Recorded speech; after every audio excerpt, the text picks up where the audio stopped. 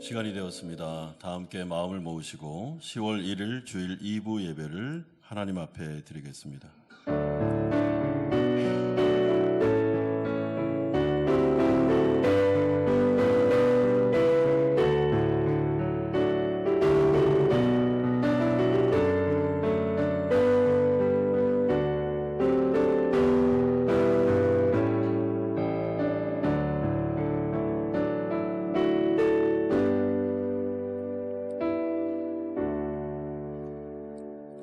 말씀이 육신이 되어 우리 가운데 거하심에 우리가 그의 영광을 보니 아버지의 독생자의 영광이요 은혜와 진리가 충만하더라. 아멘. 거룩하신 아버지 하나님, 이 땅 가운데 독생자 예수 그리스도를 보내셔서 우리를 구원하시고 하나님의 친백성 삼으시며 우리 가운데 소망을 주시고 하나님께서 예수 그리스도를 모델 삼아 우리가 작은 예수로 변화되어 이 세상을 살아갈 수 있도록 은총 주신 것을 감사드립니다. 교회를 세우셔서 하나님 우리를 모이게 하셨고 이 거룩한 날 우리가 한 마음으로 하나님을 예배합니다. 하나님 우리에게 오늘도 말씀하여 주시고 하나님의 말씀이 성령을 통하여 우리의 마음을 감동시키게 하시며 또한 우리가 이 디아스포라 한인 사회에서 어떻게 살아야 가야 되는지를 알려주시고 영향력 있는 예수님의 제자로 내 자신뿐만 아니라 주위에 있는 이웃까지 선한 영향력을 행사할 수 있도록 예배 가운데 복을 내려 주시옵소서. 예수 그리스도의 이름으로 기도드리옵나이다. 아멘. 오늘 예배 자리에 나오신 우리 성도님들을 환영합니다. 옆에 분과 한번 인사할까요? 네, 반갑습니다. 오랜만에 만나서 참 반갑습니다. 네, 인사하세요. 네, 오늘도 우리에게 좋으신 하나님, 생명과 사랑을 주신 우리 주님을 사랑하노라 함께 고백하며 찬양하며 나아가도록 하겠습니다.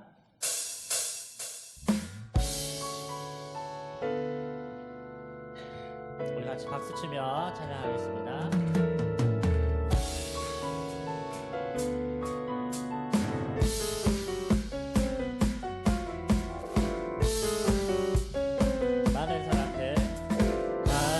사람들 참내 진리를 모른 채 주님 곁을 떠나갔지만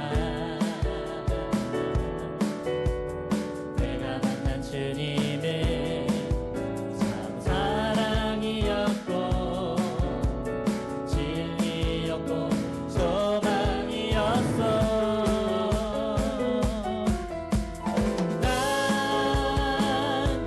좋다오 난 예수가 좋다오 주를 사랑한다 너 베드로 고백처럼 난 예수를 사랑한다오.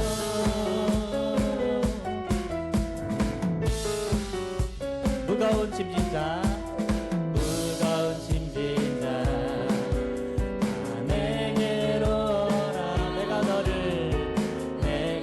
너를 쉬게 하리라. 아멘. 이 길만이 생명의 길, 이 길만 생명의 길, 참 복된 길이라 항상 내게 들려주셨어. 아멘. 난 예수가 좋다오.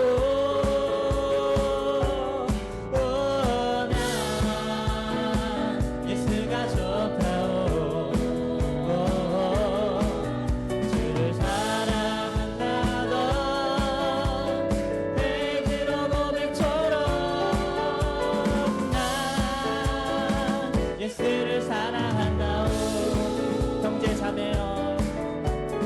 형제 자매여 참된 행복을 찾거든 예수님을 만나보세요.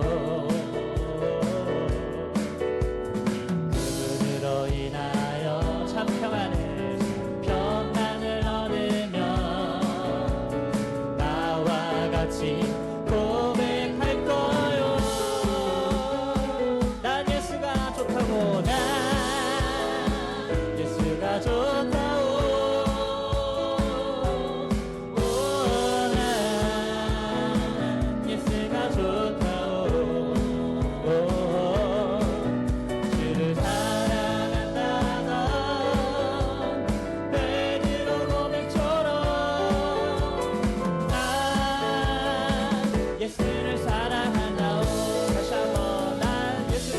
고백합니다. 난 예수가 좋다오. 난 예수가 좋다오. 주를 사랑한다던 베드로 고백처럼 난 예수를 사랑한다오. 주를 사랑한다던 베드로처럼 주를 사랑한다던 베드로 고백처럼 난 예수를 사랑한다오.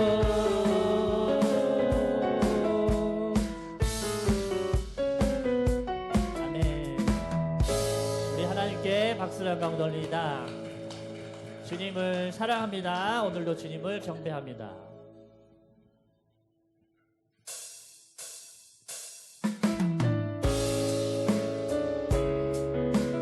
주님, 이 땅의 황무함을 보소서. 황폐한 이 땅에 마른 물에 부음을 허락하여 주시옵소서. 이 땅의 황무함을 보소서.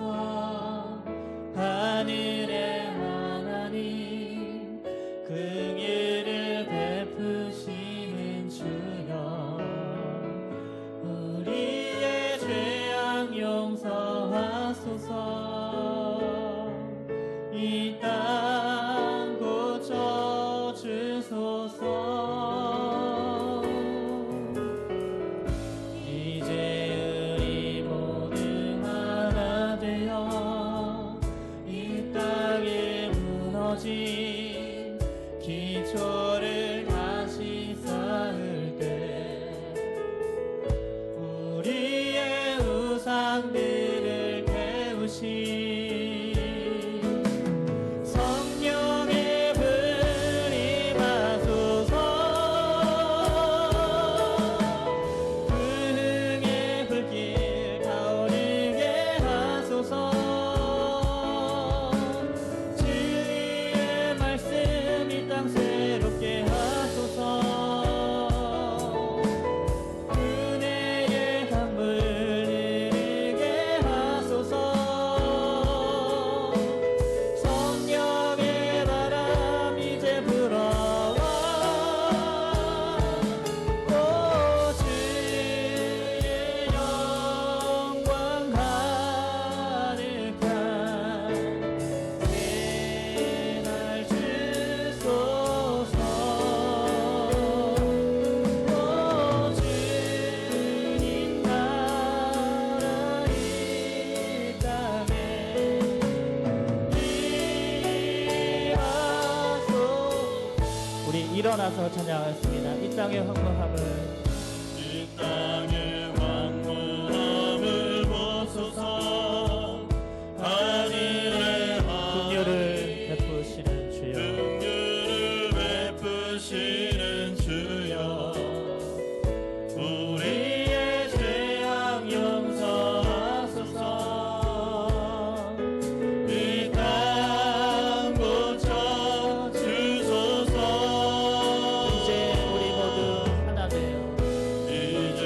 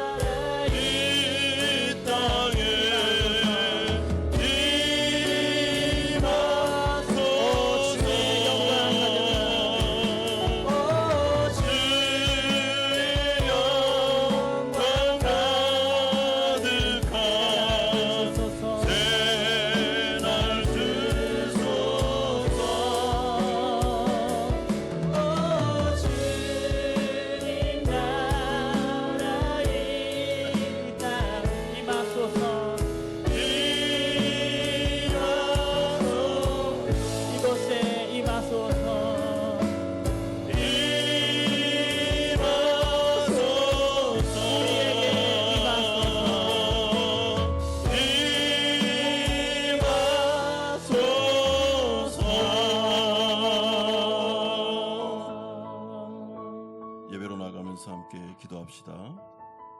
주님께서 우리에게 약속하셨습니다. 성령을 구하는 자들에게 하나님께서 주시지 않겠느냐 말씀하셨습니다.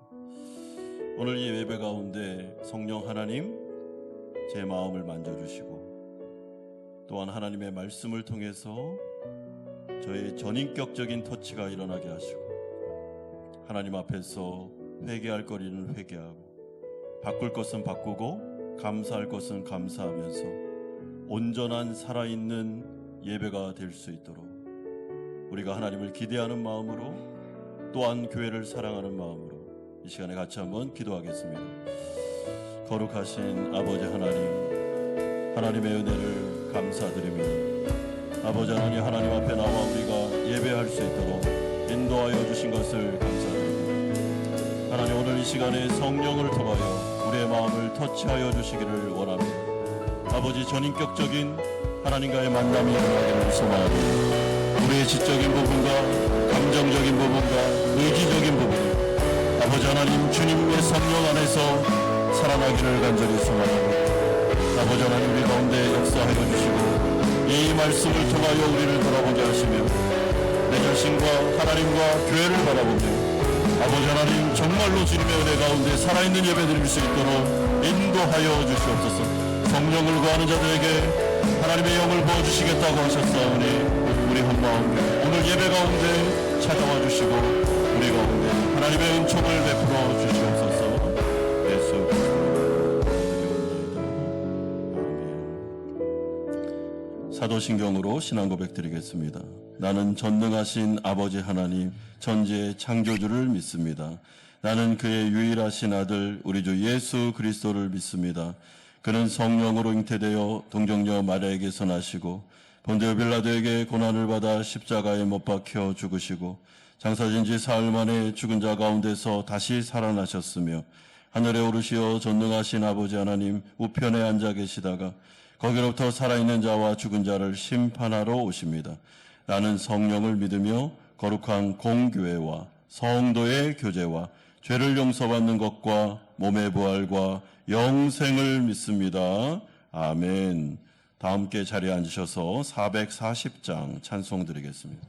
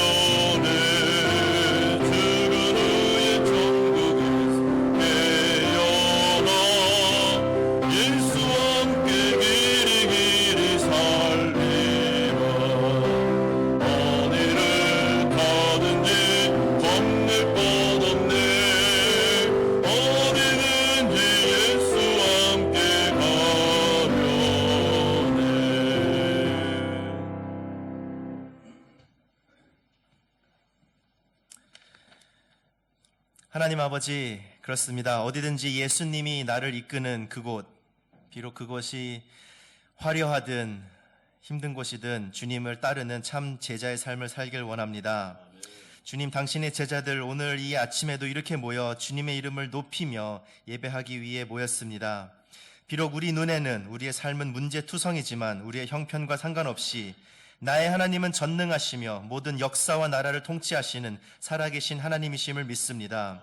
주님, 우리의 믿음 없음을 용서하여 주시고 오늘 이 예배를 통하여 다시 한번 나의 시선과 생각과 중심이 하나님께로만 향할 수 있도록 도와주시옵소서. 주님, 우리에게 주신 자녀들과 주일학교를 위해 기도합니다. 어릴 적부터 부모 손잡고 교회 출석할 수 있는 이 엄청난 은혜 주심에 감사드립니다. 주님, 바라옵기는 우리의 자녀들에게 믿음 주셔서 자신들의 입으로, 자신들의 신앙으로 예수님을 나의 주, 나의 하나님이라 고백하는 날이 속히 오길 기도합니다. 특별히 유년부와 유아유치부의 성경학교를 잘 마칠 수 있게 해주심에 감사드립니다. 초등부와 중고등부도 10월에 교회 캠페를 준비하고 있습니다. 담당하시는 목사님들과 선생님들에게 성령 충만함을 주시고 아이들에게 즐겁고 의미 있고 감동적인 성경학교가 되어 우리 아이들의 삶에 말씀과 복음이 심겨지는 귀한 시간 되길 기도드립니다. 주님, 저희의 사업체와 일터를 위해 기도합니다. 많이 힘들고 마음이 무겁고 걱정거리도 많습니다. 그런데 하루하루 최선을 다하고 버티다 보니 어느덧 4분기까지 왔습니다. 올해의 마지막 3개월도 잘 지나갈 수 있게 하여 주시고 이 힘든 시기를 헤쳐나갈 수 있도록 기도합니다. 각자의 직장을 선교지로 품은 모든 일터의 선교사님들이 치열한 전투 현장에서 정직과 사랑이라는 성경적 가치들을 전할 수 있는 용기와 지혜를 또한 허락하여 주시옵소서. 우리가 살고 있는 이 베트남을 위해 기도합니다. 주님께서 우리 대한민국의 부흥의 은혜 주셔서 복음이 확산된 것처럼 이 나라에도 남에서 북까지, 북에서 남까지 복음이 전파되길 기도합니다. 전국의 베트남 믿음의 공동체들과 교회들이 세워지고 거리에서 찬양이 들리고 서점에서 성경책이 팔리며 많은 영혼들이 주님에게로 돌아와 이 나라의 영적 부흥을 허락하여 주시길 기도합니다. 이 일을 위해 주님께서 이 땅에 보내주신 많은 선교사님들이 계십니다.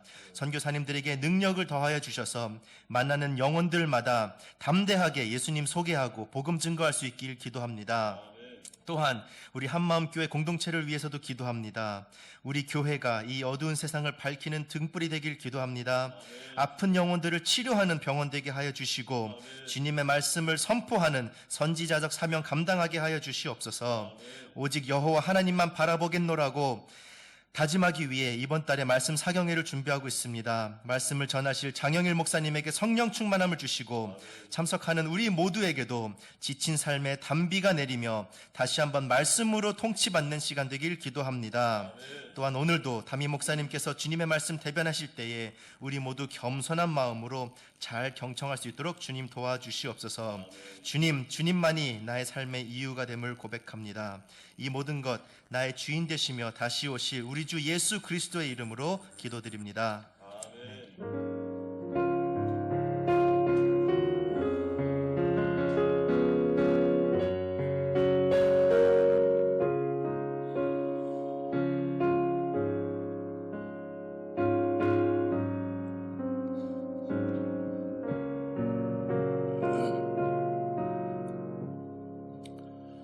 오늘 우리에게 주시는 하나님의 말씀 신약성경 마가복음 8장 27절에서 38절까지의 말씀입니다.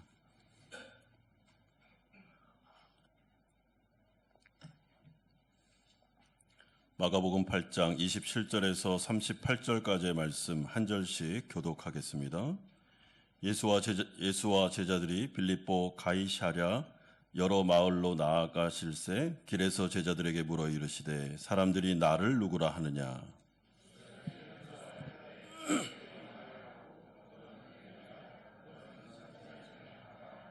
또 물으시되 너희는 나를 누구라 하느냐. 베드로가 대답하여 이르되 주는 그리스도시니이다 하매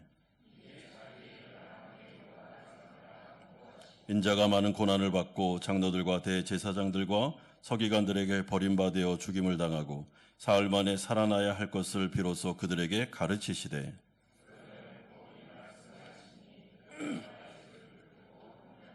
예수께서 돌이키사 제자들을 보시며 베드로를 꾸짖어 이르시되 사탄아 내 뒤로 물러가라. 네가 하나님의 일을 생각하지 아니하고 도리어 사람의 일을 생각하는도다 하시고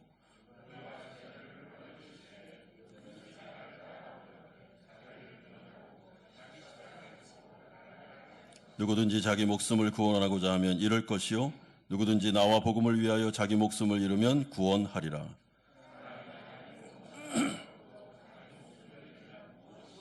사람이 무엇을 주고 자기 목숨과 바꾸겠느냐? 누구든지 이 음란하고 죄 많은 세대에서 나와 내 말을 부끄러워하면 인자도 아버지의 영광으로 거룩한 천사들과 함께 올 때에 그 사람을 부끄러워하리라. 아멘. 오늘 우리가 읽은 마가복음 8장의 말씀을 토대로 제가 안식월 기간에 직접 깨닫고 체험한 진리, 진정한 제자도, 균형 잡힌 제자도가 무엇인지에 대해서 우리 성도님들과 함께 나누려고 합니다. 저는 오늘과 다음 주일까지 2번에 걸쳐서 제자도와 관련된 시리즈 설교를 할 예정입니다. 그러므로 오늘은 그 앞부분에 있는 자기를 부인하고 자기 십자가를 지는 것이 무엇인지에 대해서 살펴보고, 다음 주에는 하나님 예수님을 따라가는 삶은 무엇인지에 대해서 우리가 설교를 통해서 알아볼 생각입니다. 그러므로 시리즈 설교를 할 때는 어떻게 해야 되겠습니까? 빠지면 안 되죠. 같이 들어야 됩니다. 그래야 유익이 있습니다. 우리 교회는 지금까지 제가 부임한 이후에 6년 동안 하나님의 나라를 이루어가는 예수 제자 공동체라는 모토를 가지고 걸어왔습니다. 이에 우리는 성도님들의 영적 성장을 위해서 강해 설교를 중심으로 한 예배와 말씀과 삶을 함께 나눌 수 있는 교제하는 목장과 영적 성경 학교와 같은 가르침에 주안점을 맞춰서 걸어왔습니다. 하지만 이번에 제가 저의 안식월을 거치면서 깊은 영적인 체험을 하면서 깨닫게 된 것은 지금까지 우리가 걸어온 제자도가 성경적이며 건전하기는 했지만은 균형을 잃었구나라는 것을 생각했습니다. 쉽게 말해서 인간은 지, 정, 의로 이루어진 인격체입니다. 그리고 영혼, 마음, 그리고 육신으로 이루어져 있습니다. 우리 교회는 지금까지 직적인 부분과 영적인 부분에만 많이 치우쳐 제자도를 이루어간 것은 아닌가 돌아보게 되었습니다. 물론 이 부분에 있어서 어쩔 수 없는 환경적인 한계들도 있었습니다. 예배당 문제로 우리는 2년 동안 광야 생활을 했습니다. 이후에 2년간의 코로나가 있었습니다. 그리고 남강 예배당으로 은혜 가운데 임하며 이 가운데 왔을 때 교회 허가권이 나왔고, 그럼에도 불구하고 우리는 공간이라는 환경적인 한계 등을 가지고 있습니다. 그래서 어쩔 수 없이 그랬다라고 말할 수도 있겠지만은 지금 이 시점에서는 우리가 이제는 어쩔 수 없다라고 말할 수가 없다고 생각합니다. 하나님께서는 이번 안식월에 담임 목사인 저를 치료해 주셨으며 회복시켜 주셨고, 그리고 제가 다 말씀드릴 수 없는 성령 체험을 하게 되었습니다. 하나님께서 깊이 저의 마음을 만졌습니다. 제가 한 번도 보지 못했던 제 자신의 깊은 내면 안에 있는 모습을 보게 하셨습니다. 그리고 하나님은 그 기회를 통해서 저의 전체적인 50년의 세월뿐만 아니라 또한 하나님은 이 모든 목회 과정도 돌아볼 수 있는 기회를 주셨습니다. 하나님께서 위기를 통해 좋은 기회를 허락하셨다면 담임 목사는 교회를 대표하는 자로서 하나님께서 우리 교회를 향한 또한 하나님의 시작과 부흥과 또 하나님의 생각이 비전이 있다고 생각합니다. 이런 점에서 이제 우리는 정확하게 균형 잡힌 건강한 제자도를 목표로 삼아 지적이면서도 영적이고 정서적이면서도 감성 부분에 있어서도 또한 의지와 공동체, 친교와 서로 성도들이 함께 어울릴 수 있는 그런 코이노니아 뿐만 아니라 일반 은총적인 상담과 또한 여러 가지 툴을 가지고 우리 성도님들이 어떻게 해서든지 이 디아스포라 한인 사회에서 고국을 떠나 제한된 상황 속에서, 그것도 수많은 그런 직장 생활의 스트레스와 어려움 가운데 하나님의 제자, 예수님의 제자로 살아감에 있어서 교회가 균형 잡히게 우리 성도들을 도와주고 품어주고 함께 이 길을 걸어가는 것이 맞다라고 생각합니다. 그러므로 우리는 변화의 시기에 시점에 놓여 있습니다. 그렇다면 이제 우리는 이러한 균형 잡힌 제자들을 통하여 하나님께서 꿈꾸시는 건강한 교회를 어떻게 이루어 나가겠습니까? 물론 이를 위해서는 우리 성도님들이 쉽게 알아들을 수 있는 언어로 정확한 성경적인 교회 방향성과 비전을 제가 제시해야 됩니다. 그리고 그런 다음에 2개년 정도의 장기적인 계획과 플랜을 가지고 완성도 있게 교회를 빌드업, 지금 하고 있는 이 기초 위에 세워나가야 된다고 저는 생각하고 있습니다. 그래서 실제적인 성령의 열매를 맺어 예컨대 성도님들이 균형 잡힌 영적 성장을 통해서 하나님과의 관계가 바뀌고 나와의 관계가 바뀌면서 가정 안에서는 부부가의 관계가 바뀌고 또한 자녀와의 관계가 풍성해지며 그리고 가정의 변화뿐만 아니라 나의 사회생활, 만나는 이웃과의 관계 그리고 죽어가는 영혼들에 대한 선교와 전도까지도 그리고 하나님께서 우리 가운데 주시는 이 변화는 우리의 가시적인 양적인 성장까지도 이루어 주실 수 있다고 저는 생각합니다. 제가 하나님 앞에서 안식월을 마치고 한 달 정도 우리 호치민에 와서 기도하는 가운데 하나님께서 저에게 이런 마음을 주셨습니다. 하나님께서 네 자신을 만지시고 회복시키는 것은 너를 통하여 하나님의 상처받은 치료자가 되어 우리 사랑하는 예수님의 양들을 잘 목양하는 것이다라는 것을 깨닫게 하셨습니다. 그리고 호치민에 와서도 그 한 달 동안 많이 하나님이 저에게 말씀하시고 만지시는 경험을 하고 있습니다. 그러므로 이런 부분에 대하여 저는 우리 장로님들과 이미 완성된 건 아니지만 비전을 공유했습니다. 그리고 우리 장로님들은 연대 책임을 지고 함께 헌신하겠다고 다짐해 주셨습니다. 얼마나 감사한지 모르겠습니다. 장로님들이 제가 없는 안식일 동안 교회를 지키며 그리고 어떻게든지 우리 성도님들이 지치고 버티는 그 가운데 교회를 품고 나오셨습니다. 그리고 제가 오자마자 장로님들이 하시는 말씀이 함께 헌신하겠습니다. 같이 가겠습니다. 불꽃을 태우겠습니다. 그리고 우리의 다음 세대를 위해서 우리가 할 수 있는 그 기간에 한번 해보겠습니다. 라고 말씀하시는데 제가 얼마나 감사했는지 모릅니다. 운영위원들 그리고 리더들이 함께 이 부분을 공유하고 있습니다. 그러므로 우리에게는 소망이 있다고 저는 생각합니다. 첫 번째로 우리가 살펴볼 내용은 부인하고 십자가를 져야 될 거짓된 자아란 과연 무엇인가 34절을 통하여 제가 설명을 드리겠습니다. 예수님은 12제자들을 향해 진정한 제자도를 이루기 위해서는 어떻게 해야 되는지를 말씀하십니다. 34절에 무리와 제자들을 불러 이르시되 누구든지 나를 따라오려거든 자기를 부인하고 자기 십자가를 지고 나를 따를 것이니라. 여기서 중요한 말이 바로 자기를 부인하고 자기 십자가를 지라는 명령입니다. 그런데 오늘 본문의 병행구 누가복음 9장에 가보시면 자기를 부인하고 자기 십자가를 지라는 그 말 앞에 날마다라는 단어가 포함되어 있습니다. 그러므로 날마다 자기를 부인하고 날마다 자기 십자가를 지는 것이 바로 성화이며 진정한 제자도다라고 말해주고 있습니다. 여러분, 그리고 이것은 구원받은 성도들에게만 해당되는 명령입니다. 성령님께서 주도하시지만 내가 협력해야 되는 성화의 애씀과 노력임을 말씀해주고 있습니다. 그러므로 첫째로 우리가 자기를 부인하고 자기 십자가를 지라는 명령을 이해하기 위해서는 2번씩이나 반복하여 강조하고 있는 자기라는 개념을 정확하게 이해하셔야 됩니다. 여러분, 왜냐하면 그래야 무엇을 부인해야 되는지, 무엇은 부인하지 않아도 되는지를 알 거 아니겠습니까? 여러분, 예수님께서 2번씩이나 강조하신 자기라는 개념은 정확히 자아를 말하는 것입니다.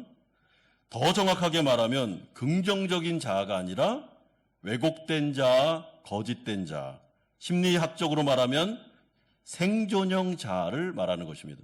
오늘부터 다음 주까지 제가 하는 이 시리즈 설교 가운데 중요한 단어가 부정적인 자아, 거짓된 자아, 왜곡된 자아, 생존형 자아입니다. 여러분 그 성경에다가 써놓으십시오. 이렇게 요 단어들이 많이 반복될 것입니다.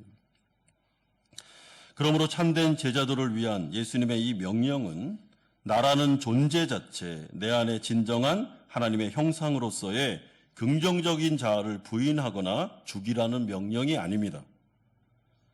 여러분, 긍정적인 자아는 죽이는 게 아닙니다. 중요한 것은 내 안에 형성된 거짓된 자아, 생존형 자아를 부인하고 거절하고 포기하고 날마다 죽여가는 과정을 통하여 우리가 영적 성장을 이룰 수 있다라고 말씀해 주고 있습니다. 따라서 우리는 우리 안에 형성된 긍정적인 자아와 부정적인 자아를 구분할 줄 알아야 됩니다. 긍정적인 자아는 강화시켜줘야 됩니다. 그러나 부정적인 자아는 부인하고 죽여가는 과정이 필요합니다. 그렇다면 우리가 날마다 거절하고 죽여야 하는 거짓된 자아, 생존형 자아란 과연 무엇이며 그것은 내 안에 어떤 과정을 통해서 형성되는 걸까요? 여러분, 우선 모든 인간은 아담의 후예이기 때문에 아담이 지은 원죄를 가지고 있습니다. 원죄를 가지고 태어납니다. 이 원죄라는 것은 하나님의 창조주 되심을 인정하지 않고 내가 하나님이 되려는 교만을 말합니다. 쉽게 말해서 나라는 존재의 주인도 나고 나의 시간도 내 시간이고 나의 자녀의 주인도 내가 되려는 욕망, 이런 것을 의미하는 것입니다. 따라서 모든 인간은 태어나면서부터 원죄의 영향을 받아 자기중심적인 자아로 태어날 수밖에 없기 때문에 다른 사람들을 사랑하는 것이 불가능하게 됩니다. 자연인으로서는 하나님 사랑, 이웃 사랑이 불가능하다는 말을 제가 교리적으로 설명을 드리는 것입니다. 한번 여쭤보겠습니다. 여러분들은 원죄라는 교리를 믿으십니까?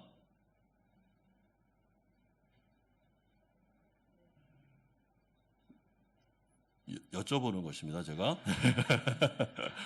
마음은 다 제가 이렇게 막 읽히는데 그래도 우리가 한 번은 고백을 하는 것도 좋으니까. 여러분, 원죄라는 교리를 받아들이십니까? 네. 이거를 받아들여야 됩니다. 그런데 우리 안에 있는 죄는 원죄만 있는 것이 아닙니다. 죄로 인하여 망가진 세상이 있습니다. 죄의 영향력은 대단합니다. 그래서 말하는 엮이는 가정, 엮이는 교회, 엮이는 사회가 존재하게 되는 것입니다. 그러므로 모든 인간은 죄의 영향력을 입은 세상에서 자기중심적인 죄인들과 함께 더불어 살아가기 때문에 나도 모르는 사이에 내 안에 거짓된 자아와 또는 생존형 자아가 형성될 수밖에 없는 것입니다. 이런 측면에서 생존형 자아는 어떻게 보면 굉장히 마음이 짠한, 마음이 아픈 용어입니다. 왜냐하면 자신도 모르는 사이에 역기능적인 가정이나 교회와 환경 가운데 자라서 어쩔 수 없이 살아남기 위해서, 생존하기 위해서 형성된 자아인데 이게 예수님의 말씀하시는 하나님의 형상과는 다르기 때문에 문제가 되는 것이지 어떤 측면에서는 굉장히 마음이 짠한, 참 마음이 아픈 그런 용어가 되는 것입니다. 제가 나중에 설명드리겠습니다. 이런 점에서 이 세상의 모든 가정이나 사회, 관계성과 또한 그런 모든 일들은 순기능과 역기능이 함께 공존한다 하더라도 대부분은 죄의 영향력으로 인해 역기능이라고 보시면 정확합니다. 따라서 지금 이 나이까지 내가 살아오면서 형성됐던 나라는 자아는 그냥 아무런 영향을 받지도 않은 진공 상태에서 형성된 내가 아니고 오히려 지금의 나는 너무나도 많은 긍정적인, 부정적인 영향을 받으면서 내가 지금 형성돼 있다는 것을 여러분 기억하십시오. 우리가 오해하는 것은 우리가 예수님을 믿고 회심하면 우리가 바로 천사가 되는 것처럼 착각할 수 있는데 그렇지 않습니다. 여러분, 칭이라는 교리는 법정인 용어입니다. 우리가 변화되는 것이 아니고 법적으로 하나님이 의롭다 선언하시는 것입니다. 그러므로 우리가 회심하여 구원받은 이후에 우리 안에 있는 죄가 용서되고 성령이 우리 안에 들어오시면서 되는 일들이 무엇인가 하면 하나님이 우리에게 죄 없다, 너는 이제 구원받았다라고 말씀하시지만 우리의 기질과 우리의 성격과 우리가 과거에 자라왔던 수많은 영향력들에 대해서는 그대로 생존형 자아를 가지고 있다는 것을 기억하셔야 됩니다. 하루아침에 천사가 되는 것이 아닙니다. 원죄로부터 시작하여 내가 선택할 수 없었던 부모님과 형제들 간의 원가족의 영향들, 유치원부터 시작되는 공교육과 읽었던 책들, 또한 회심한 이후에 지금까지 거쳐왔던 교회들의 영향들, 너무나도 많은 것들이 나의 자아상과 또한 나의 가치관과 세계관을 형성했습니다. 그리고 이 세상에서 내가 거쳐왔던 모든 관계성이나 환경들은 결코 순기능만 있었던 것이 아닙니다. 오히려 역기능이 더 많았습니다. 그럼 제가 이번에 우리 교회 배려로 3개월 동안 상담이라는 것을 인생에 처음 받아보면서 그 교수님이 저에게 하셨던 충격적인 얘기가 뭐였냐면, 목사님의 가정은 역기능이었습니다 라는 얘기를 해주셨을 때 충격을 받았습니다. 왜냐하면 저는 여태까지 저희 가정이 순기능이라고 생각했습니다. 그러면서 가난도 역기능입니다. 그리고 너무 많이 위로와 거짓된 평안이 난무하는 것도 역기능입니다라고 했습니다. 속에 있는 얘기를 잘 안 하고 분위기를 좋게 하기 위해서 계속 좋은 말만 하는 겁니다. 그럼 우리가 평안하니까. 근데 그 교수님이 하시는 말씀이 그것은 거짓된 평안입니다. 물론 그렇다고 해서 맨날 부딪히고 뭐 이런 얘기가 아니고 정직해야 됩니다. 그런 얘기를 해주면서 제 자신을 돌아보게 하셨습니다. 그리고 제가 이렇게 하면서 제 안에 있었던 거짓된 자아, 또한 생존형 자아가 내가 이렇게까지 50쯤입니다. 네, 저 말할 뻔했습니다. 네. 그때까지 하면서 제가 이렇게 제가 된 나는 그 많은 영향력이 있었다는 것이죠. 두 번째는, 그러면 이러한 부인되어야 될 거짓된 자아의 증상들과 예를 한번 살펴보겠습니다. 27절에서 34절까지인데요. 우리가 날마다 부인하고 죽여야 하는 거짓된 자 또는 생존형 자아는 어떤 모습으로 나타나게 되겠습니까? 여러분, 오늘 본문에 베드로를 예를 들어서 제가 설명해 드리겠습니다. 베드로는 예수님을 향하여 분명한 신앙 고백을 했던 신앙인이었습니다. 이 사람은 회심한 사람입니다. 그런데 예수님이 자신의 순환과 십자가 죽음이라는 예언을 말씀하셨을 때 베드로의 반응은 아멘이 아니었습니다. 발끈하면서 항변하면서 예수님에게 대들었습니다. 여러분, 여기서 항변했다라는 이 말은 그 헬라어 원어로 보면 거의 멱살을 잡듯이 막 따지면서 예수님 그렇게 하시면 안 됩니다 하면서 막 예수님을 가르치는 행동을 하고 있습니다. 왜냐하면 사실 그는 예수님을 따르려는 순수한 마음 이면에 예수님을 이용해서 자신의 야망을 채우려 했던 욕망도 함께 섞여 있었기 때문입니다. 이런 점에서 예수님을 따르기 위해 모든 것을 버릴 정도로 헌신하는 베드로의 자아는 더 강화시켜줘야 되는 긍정적인 자아는 맞습니다. 하지만 예수님을 이용하여 자신의 야망을 채우려고 했던 자아는 그가 부인하고 거절해야 하는, 죽여야 하는 거짓된 자아, 생존형 자아가 되는 것입니다. 그렇다면 베드로는 왜 이런 예수님을 이용하여 자신의 야망을 채우려는 거짓된 자아가 형성된 걸까요? 제가 아까 말씀드린 대로 그는 원죄의 영향을 받은 인간으로서 유대교로부터 잘못된 메시아에 대한 왜곡된 교리를 배웠고 율법주의와 기복신앙에 빠져 있었으며, 또한 그가 자라오면서 형성된 가족과의 사회적인 관계성 안에서 그는 아마 이런 모습으로 형성되었을 거라 예상할 수 있습니다. 여러분, 이 사람은 예수님을 책망할 정도로 랍비에 대해서, 자신의 스승에 대해서 막 항변하고 멱살 잡고 그러면 안 되죠 하면서 자기가 마치 하나님이고 모든 진리를 다 아는 것처럼 굉장히 무례하게 다가가고 있습니다. 여러분, 왜 이렇습니까? 지금 베드로는 진공 상태에서 이렇게 된 게 아니라는 뜻입니다. 그러므로 예수님은 이러한 베드로를 향해서 그래도 괜찮아 하면서 위로하지 않습니다. 예수님은 정직하게 이러한 베드로의 거짓된 자아와 생존형 자아를 바라보시면서 아주 강하게 책망하십니다. 33절에 예수께서 돌이키사 베드로를 꾸짖어 이르시되 사탄아 내 뒤로 물러가라. 네가 하나님의 일을 생각하지 아니하고 도리어 사람의 일을 생각하는도다 하시고, 여러분, 여기서 사탄아라고 말했을 땐 베드로가 사탄이라는 뜻이 아닙니다. 네가 지금 네 안에 있는 욕망, 네 안에 형성된 거짓된 자아가 추구하려고 하는, 나를 이용해서 로마를 정복하고 거기에서 네 꿈을 이루려고 하는 그 잘못된 욕망에 대해서 사탄 마귀가 그걸 지금 부추기고 있는데 너는 그거 포기해야 된다. 자기를 부인하고 자기 십자가를 지고 날 따라오라고 아주 강하게 책망하십니다. 여러분, 이것이 바로 예수님이 베드로를 사랑하는 사랑이었으며 정직한 사랑이 되는 것입니다. 베드로가 이렇게 잘못하는데도 괜찮아, 그럴 수도 있지 뭐, 이건 사랑이 아니죠. 이건 거짓된 평안입니다. 그리고 그 사람 잘못되게 놔두는 것입니다. 때로는 호되게, 때로는 부드럽게 바로 잡아줘야 되는 것입니다. 여러분, 부모가 잘못된 그런 자아를 가지고 있으면 아이들을 훈육을 안 합니다. 내버려 둡니다. 그냥 네 알아서 해, 이게 사랑이라고 생각해요. 그렇지 않습니다. 사랑이라는 테두리 안에서 이 아이가 예수를 따라갈 수 있도록 우리가 해야 되는 역할을 해야 됩니다. 또 다른 예를 들어보겠습니다. 신앙의 인물 중에 야곱이라는 사람이 있습니다. 야곱은 거듭난 성도였음에도 불구하고 남을 속이거나 거짓말을 잘하는, 또한 아들들 가운데는 요셉만을 편애하는 거짓된 생존형 자아를 가지고 있었습니다. 그러므로 우리는 구약 성경을 통해 이 야곱의 가정이 신앙의 가정이었음에도 불구하고, 이거 부인할 수 없습니다. 이들 다 구원받습니다. 그러나 굉장히 문제가 많은 엮이는 가정이었구나라는 것을 확인하게 됩니다. 그러니 이러한 문제가 많은 야곱과 그의 4명의 부인들 밑에서 자란 12명의 아들들과 딸 디나가 온전하게 풍성하게 자랄 수 있었겠습니까? 요셉은 형들의 시기로 인신매매를 당합니다. 형제들 간에 여러분 동생을 인신매매해버립니다. 충격이죠.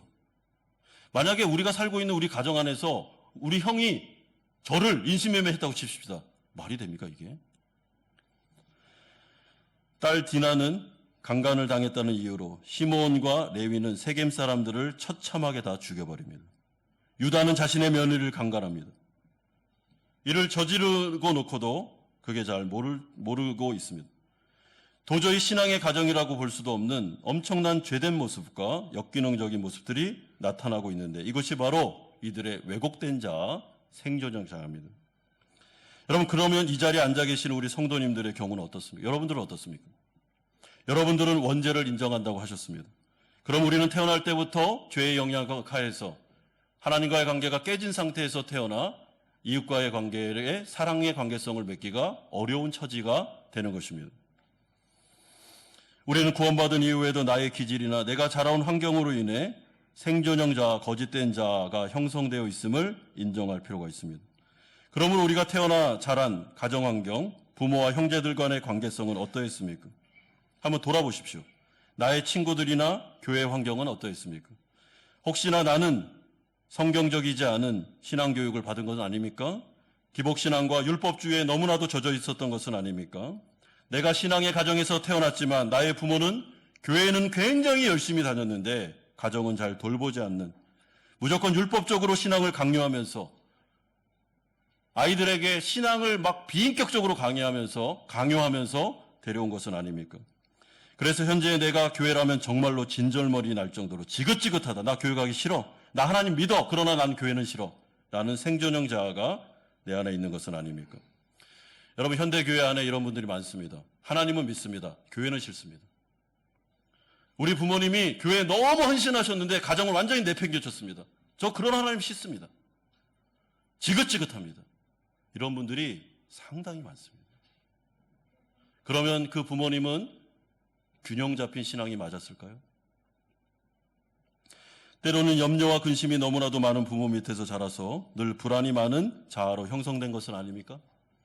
아버지의 폭력에 시달려 늘 풀이 죽은 채로 불안한 나날을 보낸 것은 아닙니까?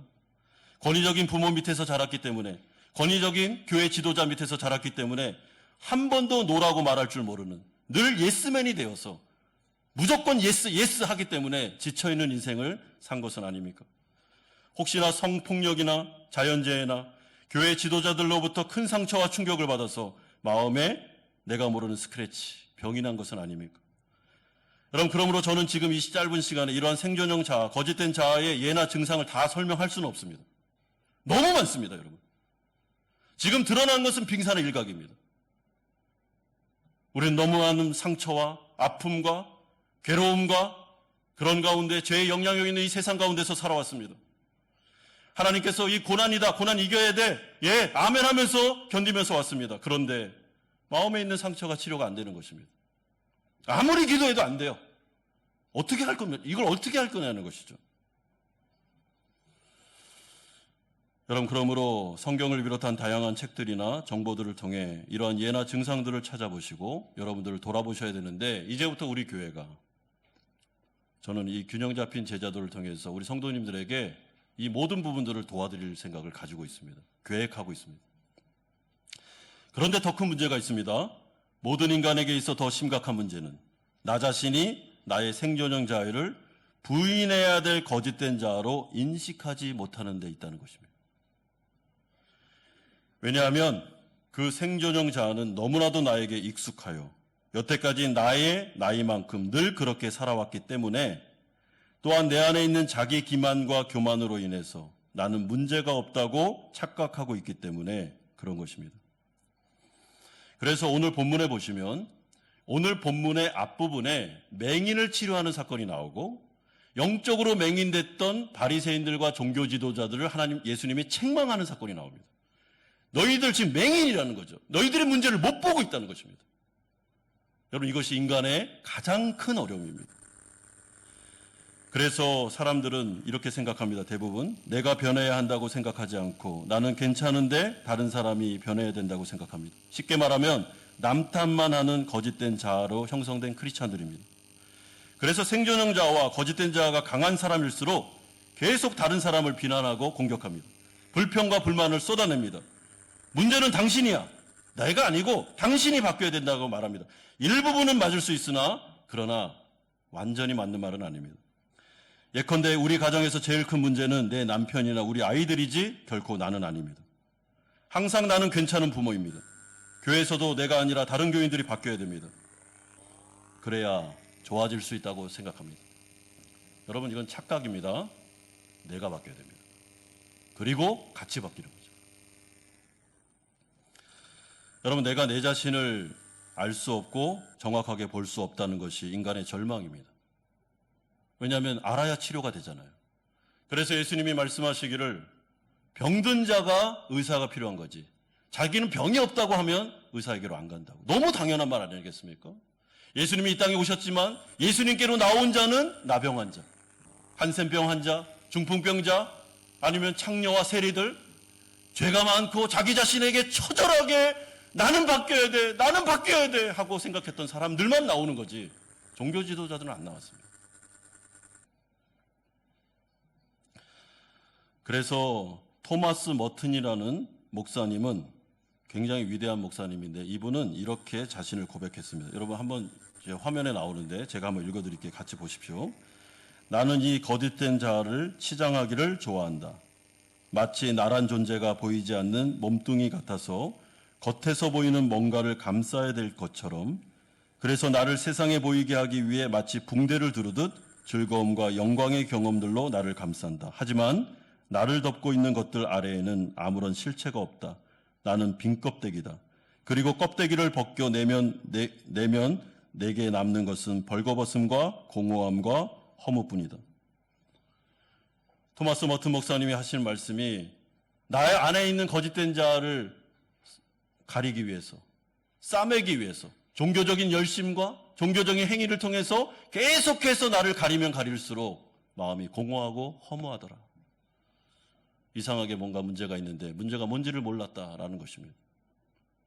그러니 얼마나 총체적인 난국입니까?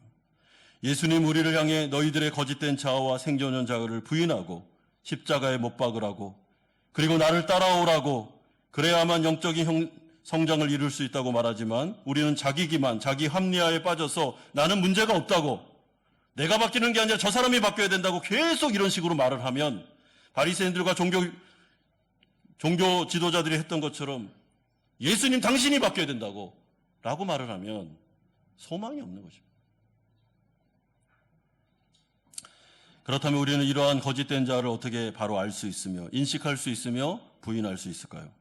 세 번째로 우리가 살펴볼 주제는 거짓된 자를 인식할 수 있는 성경적인 방법입니다. 여러분, 첫째로 그 방법 가운데 성경이 가르쳐주는 것은 특별 은총의 측면에서 예배나 모임을 통하여 빛 대신 성경 말씀을 듣는 과정과 기도를 통해 알 수 있다고 말씀합니다. 이건 너무나도 당연합니다. 이런 점에서 하나님의 말씀은 빛이요 생명 그 자체 되십니다. 여러분 믿으시죠? 하나님의 말씀은 빛입니다.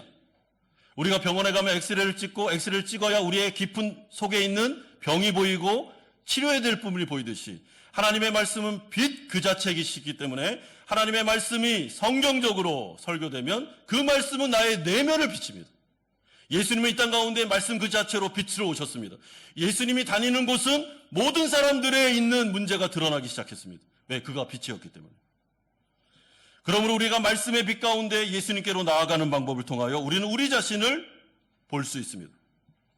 그러나 두 번째로 성령의 조명하심과 체험이 필요합니다. 성령께서 이 말씀을 조명하셔야 됩니다.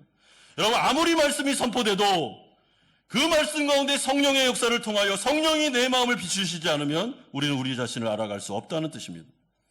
이런 점에서 제가 이번 3개월 동안 하나님께서 저에게 주신 가장 큰 은혜는 성경 말씀을 통하여 또한 좋은 상담과 목사님을 통해서 성령의 은혜를 체험하게 하면서 저의 폐부를 드러나게 하신 것입니다. 50년 평생에 처음 모습을 봤습니다. 그때 제가 얼마나 놀랐겠습니까? 한 번도 묻지 못했는데 하나님이 저에게 너 이 부분 바뀌어야 된다. 너 왜 이렇게 교만하냐? 말씀하셨습니다. 여러분 저는 탕자의 비유에서 탕자가 있고 첫째 아들이 있죠? 근데 저는 항상 그 성경을 읽을 때 저를 누구와 대비했겠습니까? 탕자와 대비했죠. 둘째 아들. 그런데 상담하는 과정 속에서 그 교수님이 저에게 첫째 아들 같은데요? 충격을 받았어요. 여러분 성경을 읽어도요 우리가 자꾸 피해가요. 내가 읽고 싶은 것만 읽습니다. 막 나를 들여보고 막 하는 건 안 읽어요. 그리고 우리가 여러분 다윗하고 나를 대비하지 사울하고 대비하십니까? 사울을 대비하면서 은혜 받는 사람 거의 없을 거예요.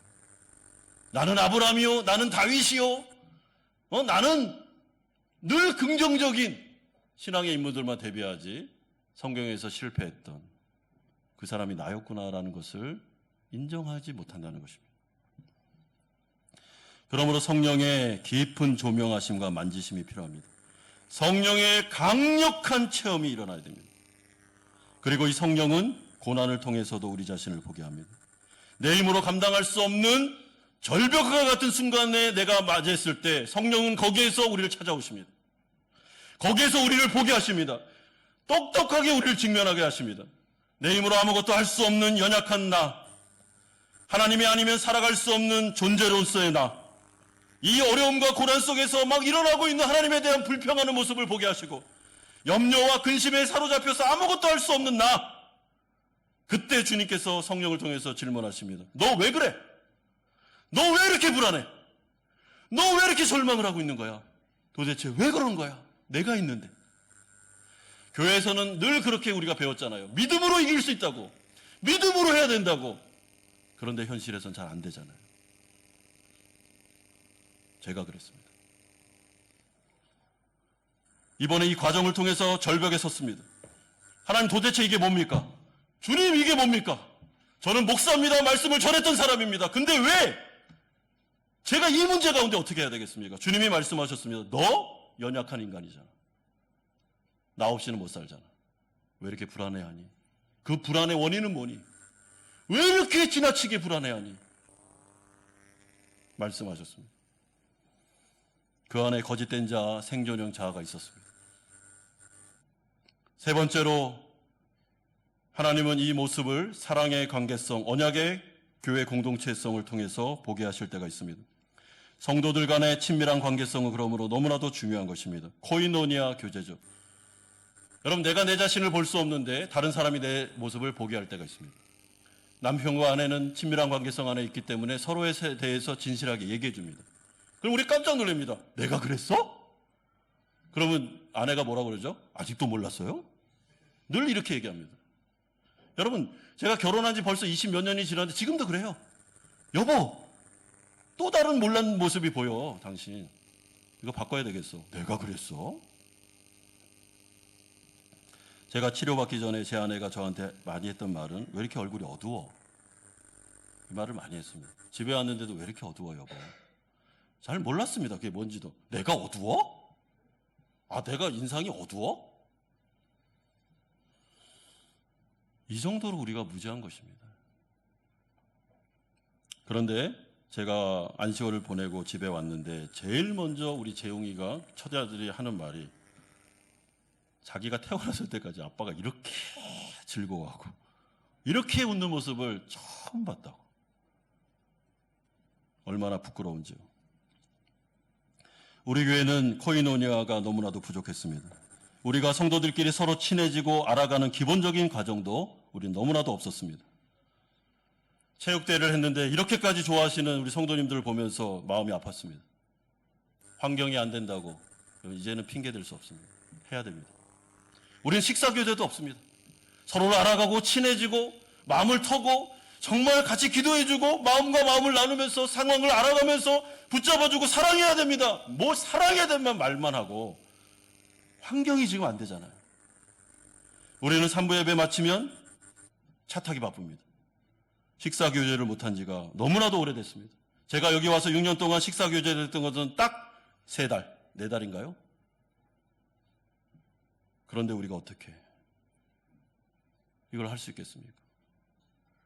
담임 목사로서 미안하고 죄송합니다. 여러분 우리 밥 먹어야 될 것 같아요. 아멘이죠? 여러분 목장을 보니까 정말 그 목장이 활발한 목장은 밥부터 먹더라고요. 차 마시고. 그리고 운동도 해야죠. 어떤 목장은 뭐 농구도 같이 하고.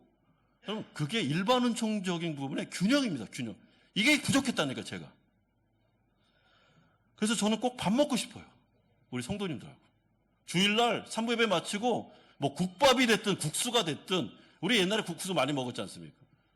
그냥 막 끓여가지고 그냥 먹으면서 그렇게 좀 했으면 좋겠어요. 코이노니아 관계성. 여러분 행사도 중요합니다. 행사하면서 서로 친해지는 거예요. 체육대회를 하면서 서로 부딪히면서 때로는 막 갈등을 일으키면서 왜 자꾸만 청백으로 하려고 하냐고 막 그렇게 하면서 왜 내가 왜 응원단장을 해야 되냐고 이러면서 막 부딪히면서도 바뀌는 거죠. 행사가 중요한 것이 아니라 우리가 서로 제자들이 되기 위해서 이런 것들이 문화와 이런 균형이 필요했다는 것입니다. 너무나도 부족했습니다. 이제는 할 겁니다. 도와주십시오. 자, 행사를 할 겁니다. 이렇게 받아들이면 안 됩니다. 제자도를 하는데 이게 필요하더라. 여러분, 디아스포라 한인교회는 특별히 더 그렇습니다. 조국 대한민국은 우리가 나가면 영화 볼 수 있고 나가면 뭐 레저도 즐길 수 있지 않습니까? 근데 여기는 그게 안 되잖아요.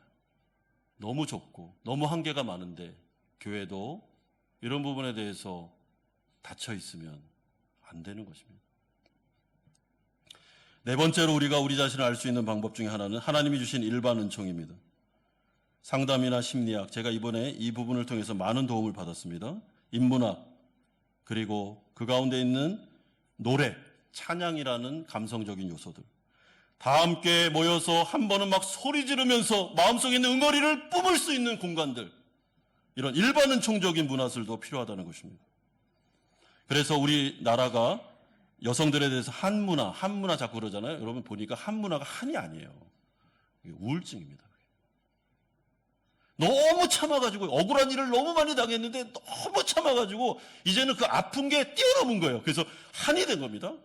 그래서 우리나라의 그런 민요들이나 이런 거 보면 구슬프잖아요. 막 이러면서. 그게 마음이 아파서 그런 거예요. 여러분, 일반 은총이 필요하다는 것입니다.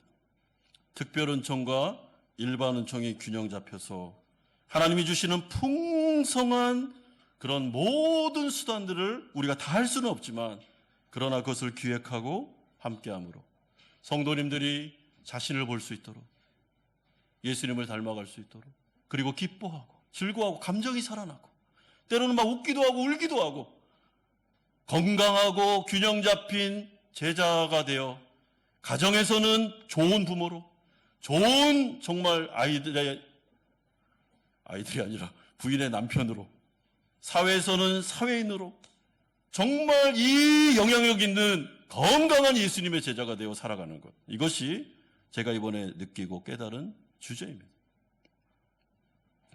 그럼 제가 우리 교회에 와서 좀 잃어버린 게 있었는데 눈물이었습니다. 눈물. 제가 굉장히 눈물이 많은 사람인데요. 청소년 사역했을 때 청소년들만 보면 눈물이 쏟아졌던 사람인데 내가 왜 이렇게 됐지? 라는 생각을 하게 되었습니다. 근데 3개월의 이 과정을 거치고 여기 왔는데요. 수도꼭지가 풀렸습니다. 눈물이 너무 많이 나서 제가 지금 이거 큰일 났습니다. 그리고 웃음이 나면 멈추질 않아요. 너무 좋아요. 오늘도 우리 성도님들 오시는데 막 너무 좋아요. 보니까. 성편 드셨어요? 이렇게 막 인사할 정도로 감정적인 요소가 중요합니다. 지적인 것과 감정과 의지가 균형을 이뤄야 돼요. 교회 안에서 마음껏 찬양할 수 있고, 찬양단이 이 가운데 와서 찬양 집회를 할 때 마음껏 소리 높여 울면서 할 수 있는 공간들, 여건들 필요합니다, 여러분. 그래서 일반 은총 가운데 영화도 보고 뮤지컬도 보고 문화를 즐기는 게 그거잖아요. 그러므로 이번에 제가 이 모든 생각들을 하면서 정리하면서 우리 성도님들에게 정말 우리 한마음교회는 이제는 이 방향으로 가겠습니다라는 것들을 말씀드린 생각입니다. 그리고 그에 맞춰서 이제 우리에게는 예배당 공간도 필요합니다. 함께 식사할 수 있는 공간, 함께 웃고 즐길 수 있는 공간이 필요합니다라는 것들을 나누려고 합니다. 사랑하는 성도 여러분, 하나님은 저에게 꿈을 주셨습니다. 그런데 그 꿈이 예상치 못한 방법을 통해서 왔습니다. 저의 아픔을 통해서 왔습니다. 정말 제가 3개월 동안 많이 고민을 했습니다. 하나님이 저를 깊이 만졌습니다. 그리고 한국에 갈 때 이게 뭔지를 잘 몰랐습니다. 그래서 너무 힘들었습니다. 어떻게 담임 목사가 성도들을 이렇게 놓고 3개월 동안 할 수 있습니까? 너무 괴로웠습니다. 뭐죠, 주님? 도대체 뭡니까? 주님, 도대체 뭡니까? 주님께서는 뜻하지 않게 저의 마음을 만지시고 성령께서 깊이 제 마음을 치료하시고 회개케 하시고 좋은 스카지로 목사라는 분도 만나게 하시면서 이 모든 것들의 퍼즐을 맞춰주셨습니다. 그러나 지금도 두렵습니다. 왜냐하면 어떻게 할까 이거를. 그런데 우리 장로님들이 이번 주에 수요일 날 모여서 목사님 같이 하겠습니다.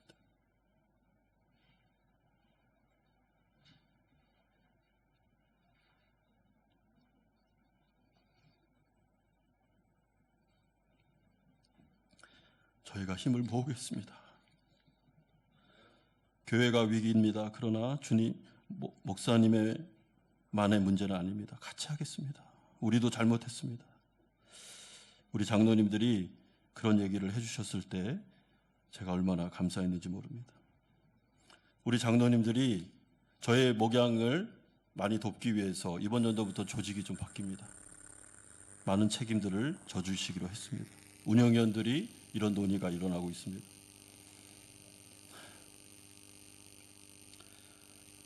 제 안에 두려움도 있지만 주님께서 매일마다 용기를 주십니다. 한마음교회를 사랑한다는 말씀을 주십니다. 우리 사랑하는 영혼들을 사랑하고 있다는 감동을 주고 계십니다. 저는 그럼 됐다고 생각합니다. 하나님이 저를 통해서 시작하신 일을 하실 거다. 우리는 그냥 종으로 그냥 우리가 여건에서 그냥 헌신하고 정말 교회를 사랑하는 마음으로 다음 세대의 한마음교회를 우리가 어떻게 넘겨줘야 될 것을 고민하면서 가면 된다. 주님이 할 거야. 저는 그렇게 생각합니다. 사랑하는 성도 여러분, 주님 안에서 같이 한번 기도해 주십시오. 주님 안에서 우리 함께 이 길을 갑시다. 그리고 하나님께서 건강한 교회를 주셔서 호치민에 왜 한마음교회가 세워졌으며 우리가 우리 다음 세대를 어떻게 책임져야 되며 이 아이들은 이제는 엮이는 교회, 엮이는 가정에서 생활하는 게 아니라 정말 예수님을 닮은 부모와 목사와 리더들을 통해서 이 아이들이 정말 건강하게 자라갈 수 있도록 우리가 책임을 다할 수 있도록 기도해 주십시오. 그런 교회가 되기를 주 예수 그리스도의 이름으로 축원드립니다. 같이 한번 기도하겠습니다.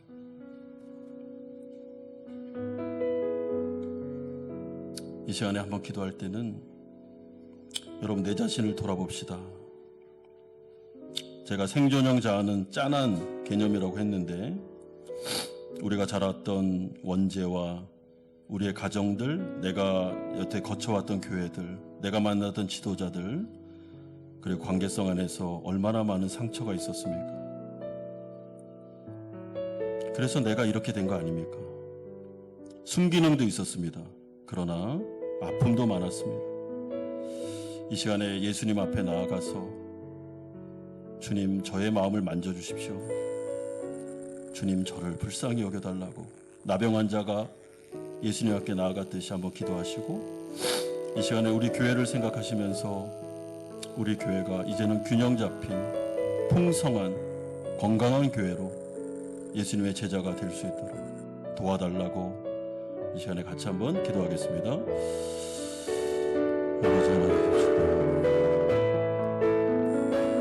아버지 하나님 저를 불쌍히 여겨주십시오. 하나님 불쌍히 여겨주십시오.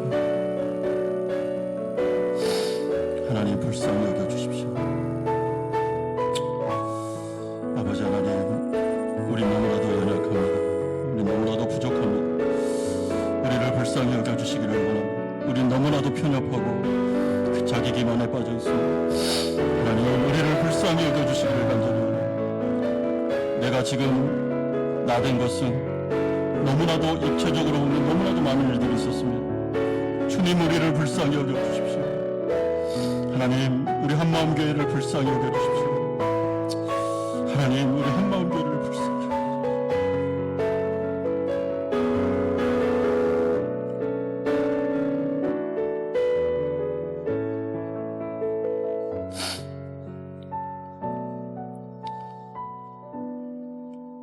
거룩하신 아버지 하나님 우리를 불쌍히 여겨주시기를 원합니다. 하나님 이 땅 가운데 죄가 들어오고 죄인된 인간으로 태어나 죄가 망가뜨린 이 세상에서 살아다 보니 나도 모르는 사이에 거짓된 자아와 생존형 자아가 우리 안에 많이 있었습니다. 그래서 다른 사람을 사랑하기보다는 다른 사람을 미워하고 가정을 잘 돌보지 못하고 그렇게 살아갔던 우리들을 용서해 주시기를 원합니다. 주님 우리를 불쌍히 여겨주십시오. 나병 환자가 예수님의 발 앞에 무릎 꿇고 나를 불쌍히 여겨달라고 나를 긍휼히 여겨달라고 했던 것처럼 우리가 주님 앞에 겸손히 나아갑니다. 우리의 마음을 만져주십시오. 이제 우리가 예수님의 제자가 될 수 있는 길을 보여주시고 하나님 함께 꿈을 꿀 수 있도록 우리의 다음 세대 우리 자녀들은 정말 건강하게 예수님의 제자로 자라갈 수 있도록 주님 우리에게 비전과 계획과 힘과 열정과 헌신과 모든 것도 다 허락해 주시기를 소망합니다. 우리 한마음 교회를 생각합니다. 당신의 귀한 교회입니다. 당신의 귀한 양입니다. 하나님 디아스포라 한인교회에서 한인사회에서 이들이 한마음 교회로 모였습니다. 당신의 귀한 양들입니다. 하나님 이들을 품어주시옵소서. 이들을 안아주시옵소서. 우리에게 긍휼을 베풀어 주시옵소서. 건강한 교회가 되게 하여 주시고 바른 목표를 가지고 걸어갈 수 있도록 인도하여 주시옵소서. 예수 그리스도의 이름으로 기도드리옵나이다. 아멘. 213장 1절 4절 부르면서 준비하신 헌금을 하나님께 드리겠습니다.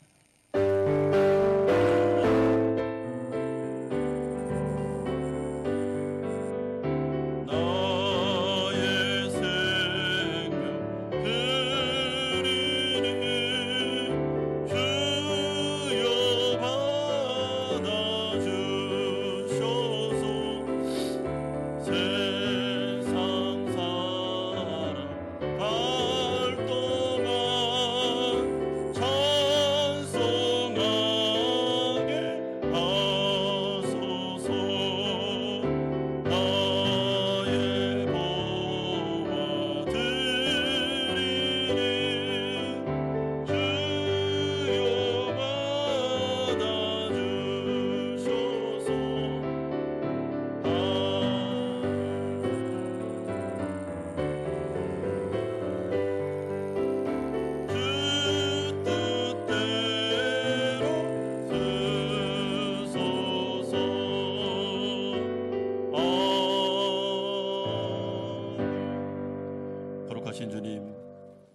사랑하셔서 독생자 보내시고 끝없는 사랑으로 늘 우리와 동행하여 주심을 감사드립니다.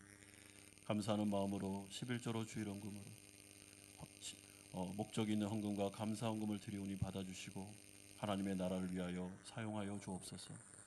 우리 사랑하는 성도들 그들의 가정을 특별히 붙잡으시고 하나님께서 이 가정 가운데 우리 자녀들 자라갈 때 부모들에게 지혜와 힘을 주셔서 우리 자녀들을 정말 예수님의 제자로 잘 훈육할 수 있도록 은총 내려주시고 사업장과 직장에 복을 주셔서 디아스포라 사회 안에서 하나님 아버지 정말 이들이 주님의 능력을 체험할 수 있도록 기적을 베풀어 주시옵소서.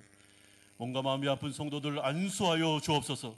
치료자 되신 하나님께서 치료해 주실 것을 믿사오니 주님 회복의 역사가 나타나게 하여 주시옵소서. 예수 그리스도의 이름으로 기도드리옵나이다. 아멘. 교회 소식 전해드리겠습니다. 말씀 사경에 우리 광고가 계속 나가고 있는데요. 일정을 좀 보시면 10월 13일 금요일 저녁 집회 7시, 10월 14일 토요일 7시 저녁 집회, 10월 15일은 1부 예배는 없고 2부, 3부 주일 예배 및 7시 저녁 집회가 있습니다. 10월 15일 하루만 일부 예배가 없는 것입니다. 그렇게 기억해 주시면 좋겠고요. 말씀 사경회를 위한 특별 새벽 기도회가 10월 9일 월요일부터 12일 목요일까지 4일간 있는데 우리가 먼저 준비돼야 은혜를 더 많이 받을 수 있습니다. 그래서 기억해 주시고 말씀 사경회 저녁 집회 관계로 13일의 금요일과 16일의 월요일에는 새벽 예배가 없습니다. 그걸 꼭 체크해 주시면 좋겠습니다. 오늘 3부 예배 후에 정기 재직회로 모이겠습니다. 다음 주에는 우리 정기 운영위원회로 모이겠습니다. 유아유치부가 어제 성경학교를 잘 마쳤습니다. 우리 교육자와 또 우리 선생님들에게 너무 감사드리고요. 정말 수고 많이 하셨습니다. 그리고 초등부와 중고등부 수련회가 준비되고 있고 11월에는 우리 청년부 수련회가 준비되고 있으니까 우리 기도 많이 해주시면 감사하겠습니다. 다 같이 일어나셔서 주기도문 찬양하고 축도로 예배를 마치겠습니다.